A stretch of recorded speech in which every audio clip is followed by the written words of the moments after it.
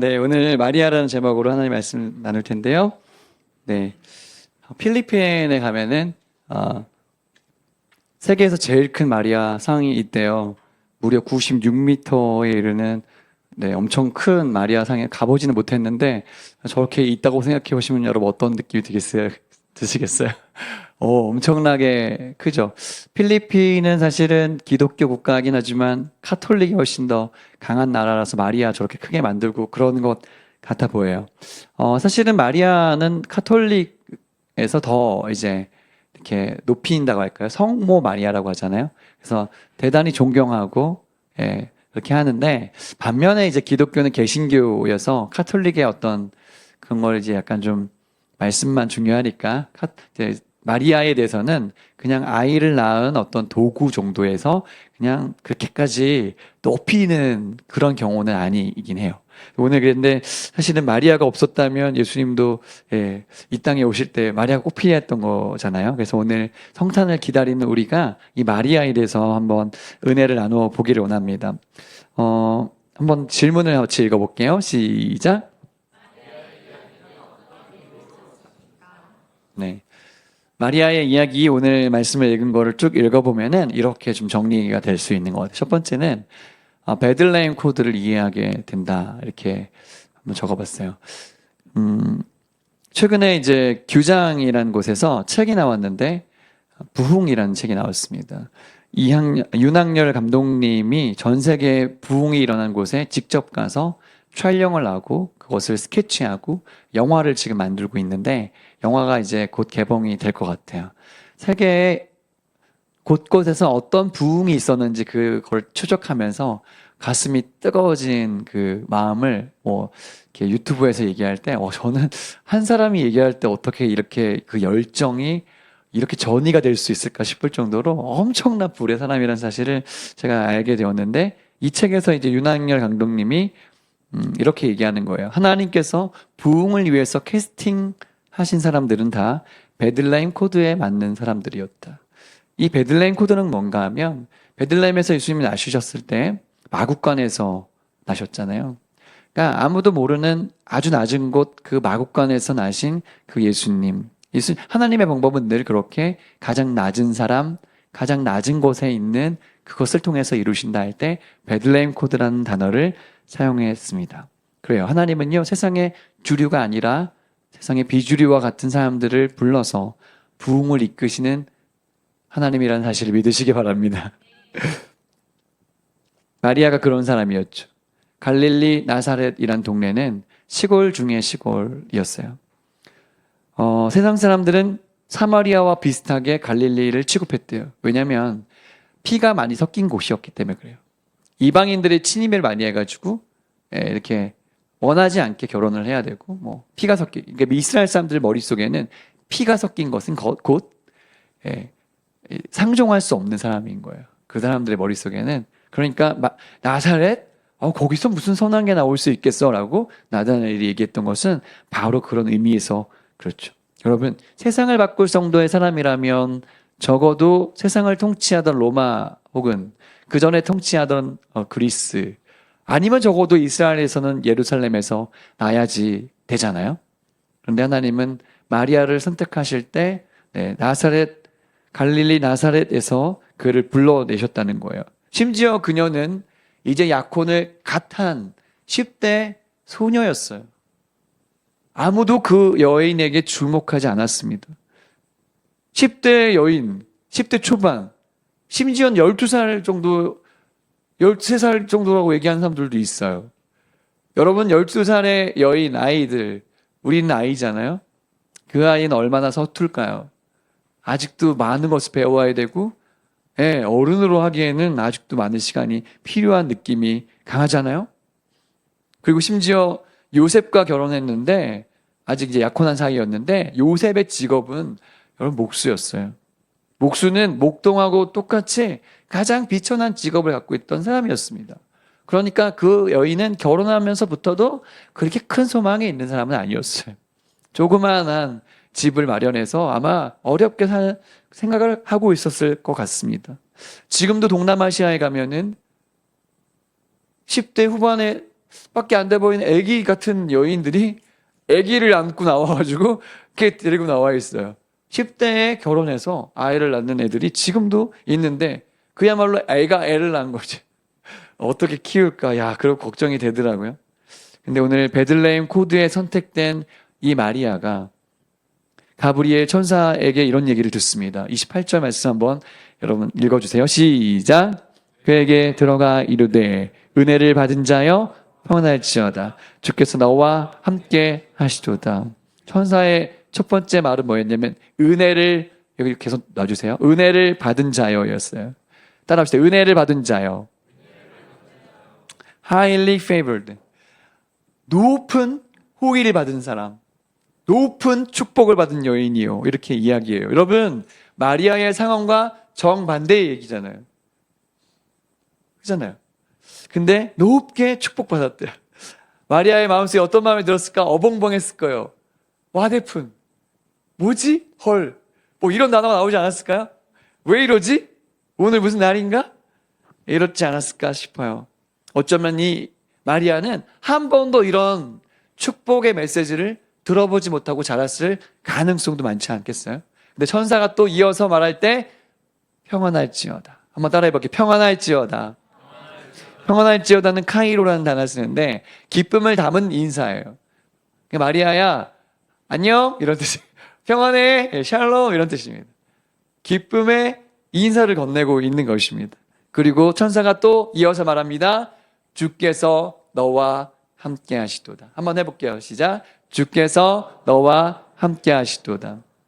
이 여인이 갑자기 들은 세 단어는, 세 문장은 어쩜 우리 모두가 너무나 필요한 그런 얘기 아니겠어요? 은혜를 받은 사람, 평안을 가진 사람, 주님이 함께하는 사람. 이 세 가지 이야기를 오늘 천사가 나타나서 이 여인에게 던지고 있는 것이죠. 오늘 이 은혜가 여러분에게 있기를 축복합니다. 호의를 받은 사람, 특혜를 받은 사람. 학교를 다닐 때도 있잖아요. 선생님한테 조금 사랑받는 친구들 있어요. 늘 선생님이 예뻐하는 친구들이 있습니다. 그런 친구들은요, 선생님이 좀 편해. 그래서 좀 잘못해도 있잖아요. 잘 안 때려요. 때려도 좀 살살 때려요. 그런 애들이 있어요. 은총을 받은 사람. 근데요, 선생님에게 은혜를 받지 못한 아이들은요, 뭘 해도 혼나요. 맞을 때도 엄청 세게 맞아요. 근데 오늘 우리 주님, 우리에게 전지전능하시고 무소부지하시고 말 한마디로 천지를 지으신 그 하나님께서 오늘 우리에게 찾아오셔서 이렇게 선언하신다면 얼마나 축복이고 얼마나 영광스러울까. 근데 우리는 다 알고 있죠. 누구나 이런 얘기를 들으면 좋은 건 알겠는데 마리아의 입장이라면 이걸 내가 받을 수 있을까? 이해가 되지 않았을 가능성이 높습니다. 그래서 마리아의 첫 번째 감정은 놀람이에요. 뭐지? 놀랐을 거예요. 아마 여러분, 마리아가 여러분이라고 생각해 보세요. 지금 나이에도 이런 얘기 들으면 깜짝 놀랄걸요. 근데 이런 무서운 마음이 들었을 때 천사가 다시 이렇게 이야기합니다. 30절의 말씀인데요. 같이 읽어볼게요. 시작. 마리아여 무서워하지 말라. 내가 하나님께 은혜를 입었느니라. 아멘. 마리아를 안심시키면서 무서워하지 마. 네가 하나님께 은혜를 입은 사람이야. 이 은혜를 입었다는 표현이 어디서 많이 본 것 같지 않으세요? 제가 지난 창세기 강의할 때, 설교할 때, 노아를 향해서 말할 때 이 얘기했죠. 노아는 하나님께 은혜를 입었더라. 할렐루야. 여러분, 은혜를 받으시길 축복합니다. 하나님의 은혜가 있어야 인생이 해석되는 거예요. 비천한 여인을 찾아와 오늘 은혜를 주신다고 말씀하신 그 하나님은 오늘 우리에게도 찾아오셔서 은혜를 주기 원하세요. 세상이 얼마나 빡빡합니까? 얼마나 살기 힘드세요? 일주일 내내 얼마나 힘드셨어요, 여러분. 근데 하나님 오늘 우리에게 은혜를 주기 원하십니다. 할렐루야. 교회는 은혜를 주는 곳이에요. 하나님 우리에게 늘 은혜를 주기 원하세요. 그래요. 하나님은요, 세상의 약한 자들을 들어서 강한 사람을 부끄럽게 하시는 분이세요. 하나님은요, 세상에 미련한 자를 들어서 지혜로운 자를 부끄럽게 하시는 분이란 사실을 여러분 믿으시기 바랍니다. 서양 사람들이 개척교회가 뭐 할 수 있겠냐, 이렇게 짱 박혀서 뭐 할 수 있겠냐, 아무리 얘기해도 저는 괜찮다고 생각합니다. 하나님은 베들레헴 코드로 지금도 일하고 계시다고 저는 믿습니다. 하나님 나라의 퍼즐의 한 조각이 되는 것, 하나님 나라의 큰 그림에 내가 한 부분을 감당할 수 있다는 것. 이건 얼마나 큰 기쁨입니까? 마리아의 이야기는 또 어떤 의미로 와닿습니까? 두 번째. 한번 읽어볼게요. 시작. 예수님께 초점을 맞춘 인생이 되어야 한다고 오늘 우리에게 이야기합니다. 가브리엘이 와가지고 마리아에게 아들을 낳을 거라는 얘기를 해요. 자, 오늘 말씀의 주인공도 예수님이에요. 마리아가 주인공이 아니라 예수님. 여러분, 성탄절 공연할 때, 연극을 할 때 항상 예수님이 등장하시죠. 마구간의 아기로. 자, 성탄절 연극할 때 주인공은 예수님 맞지만 항상 아기 역할은 누가 해요? 아기가 하거나 인형이 하거나 뭐 하여튼 그래서 다른 사람들이 동방박사라든가 뭐 이런 사람들이 연기 잘하는 사람이잖아요. 그렇죠? 하지만 기억하세요. 성탄절의 주인공 누구예요? 예수님이세요. 오늘 말씀은 마리아의 이야기지만 이 말씀의 주인공 가장 중앙에 있는 분은 누구십니까? 예수님이라는 사실을 오늘 말씀을 통해서 우리가 발견해야 돼요. 예수란 이름의 뜻이 뭐냐면 하나님은 구원자시다라는 뜻입니다. 32절의 말씀, 예수님은 어떤 존재가 될 거냐? 그가 큰 자가 될 거래요. 지극히 높으신 이의 아들이라 일컬어질 거래요. 주님께서 다윗의 왕위를 주신다고 약속했어요. 여러분, 지난주에 얘기했잖아요. 성탄을 기다리는 사람들 구약부터 시작됐다고요. 구약이 예언하고 있는 모든 화살표, 구약이 말하고 있는 모든 방향은 어디로 갑니까? 예수님이 이 땅에 오실 걸로 가는데 오늘 그 약속이 이루어지는 분이 예수님이시고 오늘 너에게 그 일이 일어날 거라고 오늘 마리아에게 이야기하고 있는 장면, 얼마나 감동적인 장면입니까, 여러분? 여러분, 마리아에게 초점 맞추면요 좀 불쌍하잖아요.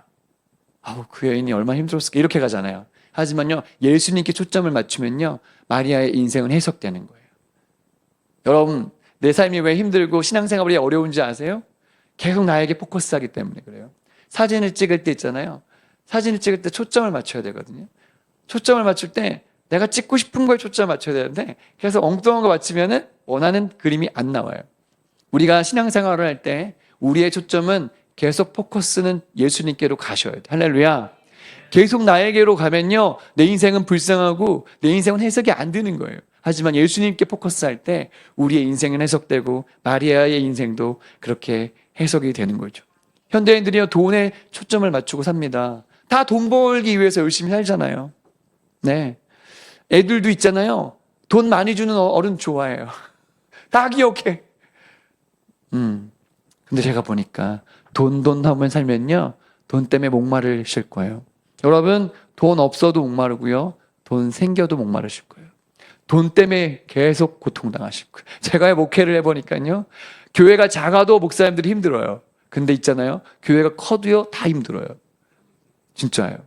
중요한 게 뭘까? 크냐 작냐가 아니라는 거예요. 내 마음속에 뭐가 중요한가예요. 돈이 아니라 우리에게는 예수님이 포커스 돼야 돼요. 할렐루야. 할렐루야. 여러분에게 지금 일주일 내내 아니 평생 여러분 머릿속에 있는 그 돈의 중요성, 그것보다 더 중요한 분이 예수님이란 사실을 이 시즌에 발견하시길 축복합니다. 예수님이 주인 되시고 그리스도가 초점이 되시면요 돈이 없어도 돈이 많아도 행복해요. 다윗은요 광야에 있어도 행복했고요 왕궁에 있어도 행복했어요. 여러분, 그게 바로 예수님 있는 삶인 것이죠. 바울은요 배고픔과 죽임의 위기 속에 감옥에 갇힐 때에도 핍박의 위기 속에서도 그는 행복한 사람이었어요. 왜요? 그의 초점이 예수님께 있었기 때문입니다. 오늘 여러분의 초점이 어디에 맞춰 있으십니까? 나에게 두지 마세요. 세상에 두지 마세요. 예수님께 포커스하시길 축복합니다. 윤동주라는 시인이 쓴 십자가라는 그 시를 보면은 쫓아오던 햇빛인데 지금 교회당 꼭대기 십자가에 걸렸습니다. 첨탑이 저렇게도 높은데 어떻게 올라갈 수 있을까요? 종소리도 들려오지 않는데 휘파람이나 불며 서성거리다가 괴로웠던 사나이 행복한 예수 그리스도에게처럼 십자가가 허락된다면 모가지를 들이우고 꽃처럼 피어나는 피를 어두워가는 하늘 밑에 조용히 흘리겠습니다. 예수님은 괴로웠어요. 근데 그는 예수님은 행복했어요. 왜냐, 하나님에게 자신의 인생을 온전히 드리셨기 때문에 그렇습니다. 여러분, 성탄은요 당연히 예수님께 초점이 맞추어져야 됩니다. 내가 선물 받는 날 아니에요. 예수님을 축하하는 날입니다. 여러분, 각 가정들마다 이번에 우리 성탄절 예배 때 이렇게 공연을 준비하고 노래나 뭐 시낭송이나 뭐든 이렇게 하려고 하는 이유는 예수님께 우리의 마음을 표현하기 원해서인 거예요.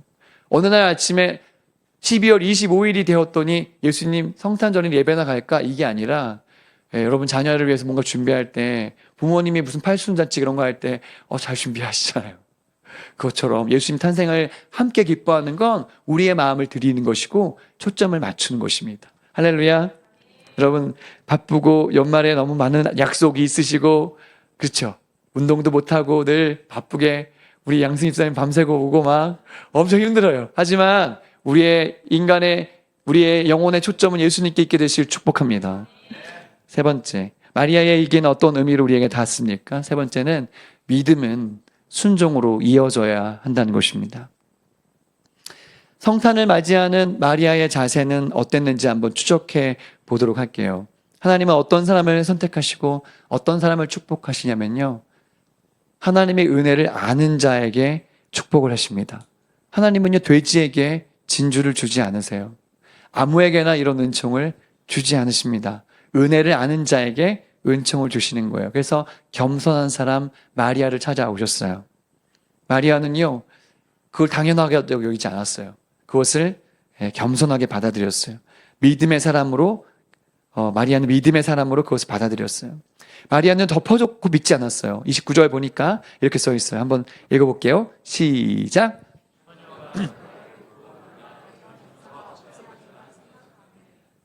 마리아가 덮어놓고 믿지 않았습니다, 여러분. 보세요. 놀랐고요. 어찌함인가 하며 생각했어요. 네. 여러분, 믿음이 생기려면요. 순종이 생기려면요.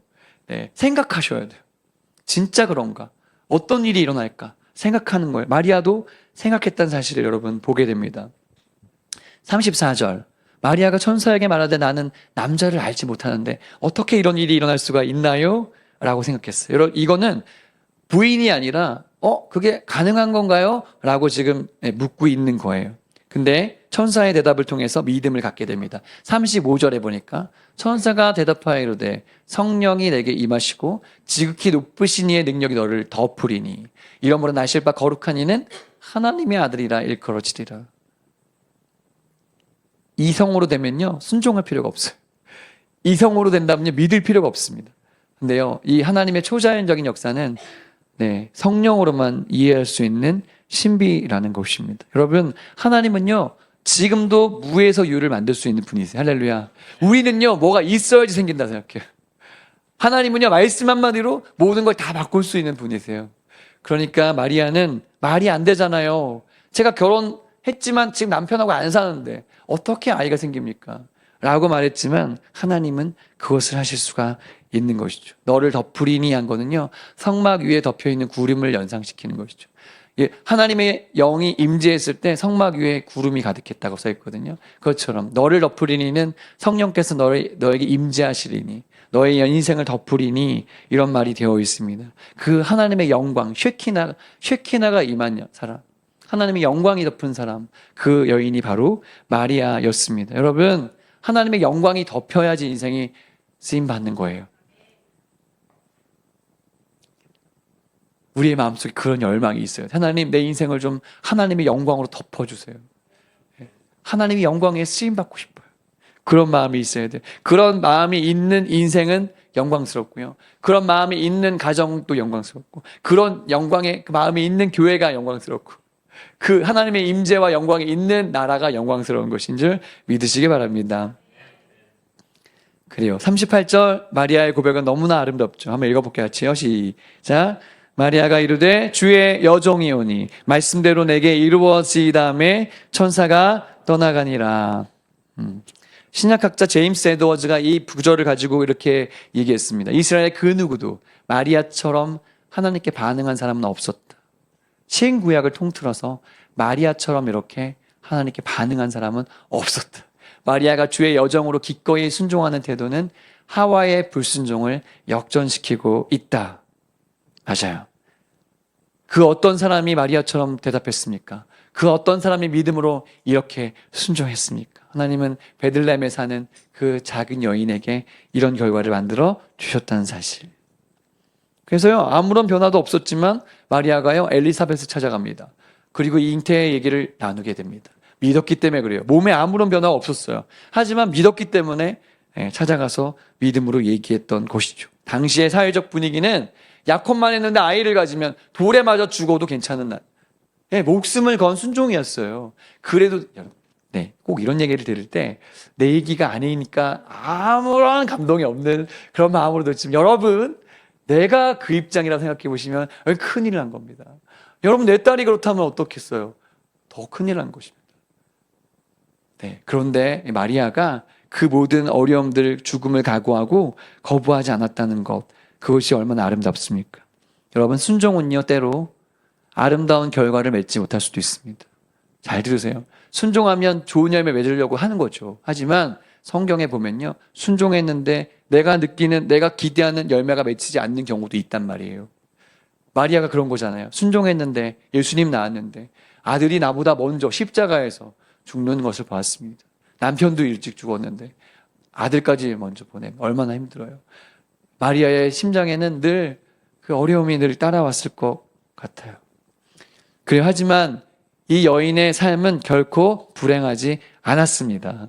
할렐루야. 예수님 때문에 우리가 구원받았잖아요. 이제요, 오늘이 12월 14일이거든요. 이제 한 열흘 정도 성탄절 남아서 카운트다운 들어갔어요.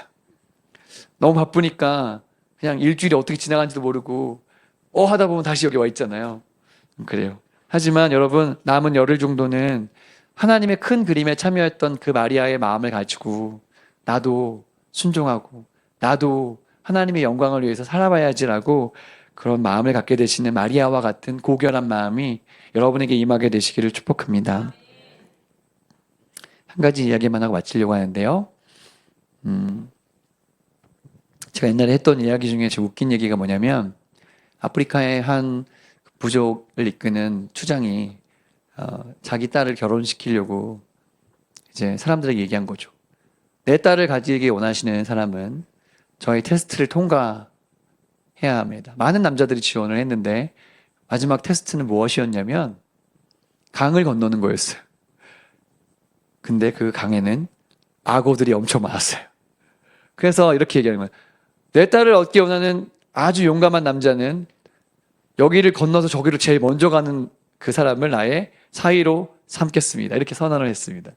그런데 아무도 나오지 않고 주저주저 할 때 갑자기 어떤 청년이 강물에 뛰어들어서 격렬하게 수영을 하기 시작합니다.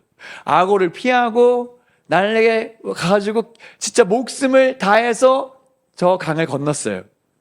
그 사람들이 박수를 치고 최고라고 했습니다. 그 사람이 하는 말이, 뒤를 돌아서 하는 말이 뭐였습니까? 누가 나 밀었어! 누가 나 밀었어! 그렇게 얘기했다는 거죠. 누가 밀었어! 네. 웃기는 얘기죠. 어떤 사람들은요, 마리아가 마치 그런 입장 같은 느낌이 들지 모르겠어요. 나만 아니면 되지 뭐. 나는 그런 사람은 되고 싶지 않아. 그런 마음으로 아마 이 시즌을 보낼 수도 있겠습니다. 근데 또 다른 얘기를 해드리면, 어니스트 세클턴이라는 사람의 이야기를 여러분 아실 거예요. 영국의 탐험가였습니다. 1914년에 남극을 횡단하기로 결정하고 사람들을 모집했습니다. 무려 5,000명이 그 모집이 막 지원자가 됐대요. 근데 28명만 데리고 남극 횡단 구조 계획을 세우고 이제 딱 가는 거예요. 근데 가다 보니까 큰 배가 갔는데 남극의 그 수많은 그 빙하들이 딱 둘러싸가지고 꼼짝달싹 못하게 된 거예요. 움직일 수가 없었어요. 그래서 거기서 몇 개월 동안 표류하다가 그 배가 부서졌어요. 그래가지고 이제 다 죽을 위기가 왔잖아요, 여러분. 남극은 그냥 작은 곳이 아니래요. 그래가지고 대원들을 살리기 위해서 작은 배에다가 대원들을 태우고 그 목적을 바꿨습니다. 남극 횡단이 목적이 아니라 이 대원들을 살려서 나는 집으로 돌아간다. 이게 이 사람의 목적이었어요. 그 추위와 싸워야 됐고요. 사람들이 얼마나 이제 그 생존에 경쟁하잖아요. 그럼 되게 마음이 불안해지잖아요. 그런데 이 대장이 얼마나 사람들을 잘 이끈 리더십을 가졌는지 무려 630일 동안 사람들을 잘 이끌어서 어느 한 섬에 가서 정박하게 되었고, 어떻게 살릴 수 있을까? 그래가지고 작은 배를 타고 그 고래를 잡는 그 기지가 있는 곳까지 1200km를 5명이 이동해가지고 거기서 구조대원을 같이 데리고 다시 돌아와서 632일 만에 이 28명의 모든 대원들을 다 무사하게 살렸다 이것입니다. 어떤 사람은요, 자기에게 주어진 기회를 최선을 다해서 사람을 살리고 목적을 완수하는데 그의 인생을 드려요. 어떤 사람은 누가 남이었어 하면서 웬만하면 큰일 안 하고 싶어요. 여러분, 마리아를 보면서 생각하세요. 마리아를 보면서 생각하세요. 누군가 그 일을 했기 때문에 예수님이 이 땅에 오실 수가 있었어요. 오늘 우리에게 말씀하세요. 우리는 작고 연약하고 베들레헴 코드에 적혀있는 사람 같지만 하나님은 우리를 사용하기 원하시고요. 하나님의 뜻대로 순종하기를 원하세요. 나만 아니면 되겠지 하면서 계속 뒤에 숨지 마세요. 언제까지 숨어 계실 거예요? 언제까지 누가 나 밀었어 그렇게 하실 거예요? 하나님의 영광을 위해서 사람을 살리고 하나님의 나라를 위해서 여러분에게 힘이 있을 때 최선을 다해 걸어가시게 되시기를 예수님의 이름으로 축복합니다. 세클턴 경이 저는 저에게 약간 이입됐어요. 우리 교인이 한 28명 뭐 이 정도 된다고 생각하니 한 30명 정도 넘는데 야, 우리 교인들을 내가 끝까지 다 데리고 가야겠다. 내가 어떤 일이 있어도 우리 교인들을 살려내고 어떤 상황에서도 내가 사랑하고 그들에게 리더십을 발휘해가지고 내가 이 항해를 끝까지 하나님 나라까지 끌고 가야겠다. 이런 생각을 했습니다. 여러분의 가슴 속에 마리아의 마음이 있게 되시길 예수님을 축복합니다.